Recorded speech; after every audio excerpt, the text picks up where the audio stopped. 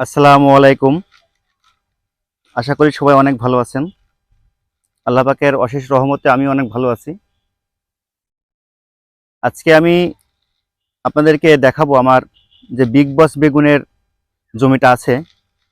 আমি কিন্তু আমার যে জমিটা দেখতেছেন, এখানে কিন্তু 1 বিঘা জমি আছে। 1 বিঘা বলতে এখানে 33 শতক জমি আছে। তো এই 33 শতক জমিতে কিন্তু আমি বিগ বস বেগুনের চারা রোপণ করেছি। আমার যে বেগুনের গাছটা দেখতেছেন, এই গাছের কিন্তু আজকে বয়স 1 মাস 4 থেকে 5 দিন হয়তো বা গাছের বয়স হবে। যেহেতু এখন শীতকাল, তাই কিন্তু গাছের গ্রোথটা কিন্তু গরমের তুলনায় কিন্তু অনেক কম। এই যে দেখুন, এই যে আমার বিগ বস, এটা এগ্রনের বিগ বস। আর আমি এই চারাটা কিন্তু সংগ্রহ করছিলাম। যাই হোক, আমি চারাটা কোথা থেকে নিয়েছিলাম এটা আমি আজকে আপনাদেরকে জানাবো না, কারণ যেহেতু আমি আমার এই গাছটা নিয়ে একটু প্রবলেম ফেস করতেছি। আর সেই প্রবলেমটা হলো আমি আসলে বুঝতেছি না যে এটা আসলে বিগ বসের চারা আমাকে দিছে কিনা। কারণ আমার কাছে কেন জানি মনে হইতেছে যে এটা বিগ বস না। তো যেহেতু এখনো পর্যন্ত গাছে ফল আসে নাই, তো আমি এখন আসলে কোথা থেকে চারাটা সংগ্রহ করেছি সেটা আজকে আপনাদেরকে বলবো না।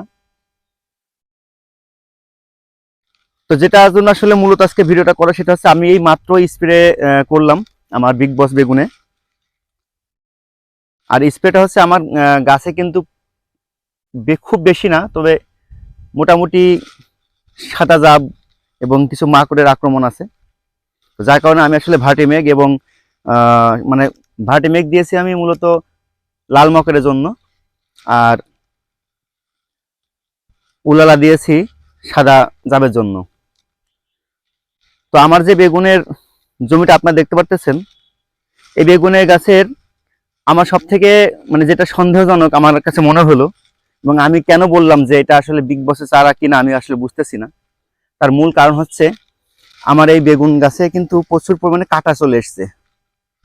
এই বেগুন গাছের এতদিন কিন্তু কাঁটা ছিল না, কিন্তু যত দিন যাচ্ছে তত কিন্তু বেগুন গাছে আমি বেশ কাঁটা দেখতে পারতেছি, এবং এই কাঁটাটা কিন্তু অনেক বেশি মাত্রায় কাঁটা আছে। আপনার যদি একটা গাছ দেখাই, তাহলে এই দেখুন, এই গাছটা দেখুন, এই যে দেখতে পারতেছেন এই যে গাছে কেমন কাঁটা। তো আসলে আমি অলরেডি আমার কাছে বিগ বসের কিন্তু বেগুনের গাছ আমার কিন্তু আর একটা জমিতে আছে। আমি কিন্তু সেখান থেকে কিন্তু আমি এখনো পর্যন্ত কিন্তু বেগুন সংগ্রহ করতেছি, কিন্তু আমি সেই বেগুন গাছে কিন্তু আমি কোনো রকম কাঁটাই দেখি নাই। কিন্তু এই বেগুন গাছ গুলাতে কিন্তু কাঁটা বের হয়েছে। যদিও অনেকে বলতেছে শীতকাল বলে কাঁটা বের হইতেছে, কোনো সমস্যা নাই, এটা বিগ বসই। কিন্তু শীতকাল হইলেও আসলে এত মাত্রায় কাঁটা বের হয় আমি আসলে জানতাম না। তো আপনারা যদি কেউ জেনে থাকেন, যারা আসলে শীতকালে বেগুন, বিশেষ করে শীতকালে বিগ বস বেগুন আপনারা চাষ করেছেন, এর আগে করেছেন, তার যাদের অভিজ্ঞতা আছে, তারা আমাকে দয়া করে একটু কমেন্ট বক্সে জানাবেন যে আসলেই কি এটা বিগ বস কিনা, এবং বিগ বসের শীতের সময় আসলে এরকম কাঁটা আসে কিনা। তো যাই হোক, আজকে আমি আপনাদেরকে তেমন কিছু জানাবো না। আসলে আমি আমার এই জমিতে টোটাল 1500 থেকে 1550 আমার গাছ আছে।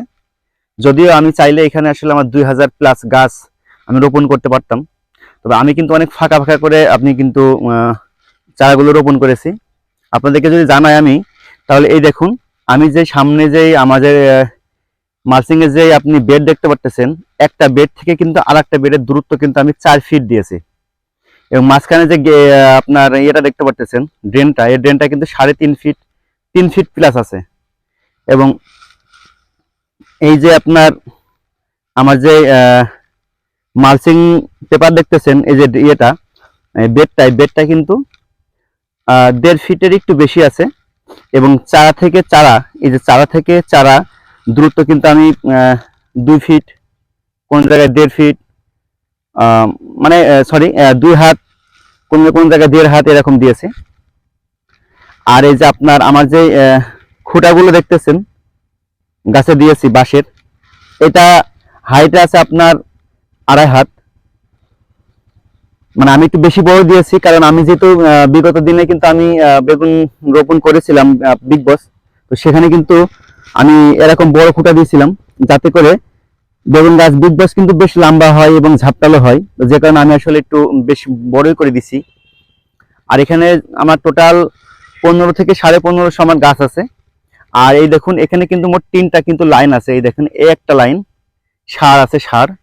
আর এই পাশে আর একটা সার আছে, মাঝখানে কিন্তু এই যে একটা গ্যাপ আছে, হুইচ পরিমাণ একটা গ্যাপ, কিন্তু প্রায় 6 ফিট, 6 ফিটের একটা গ্যাপ আছে। এখানে কিন্তু টোটাল 6 ফিট।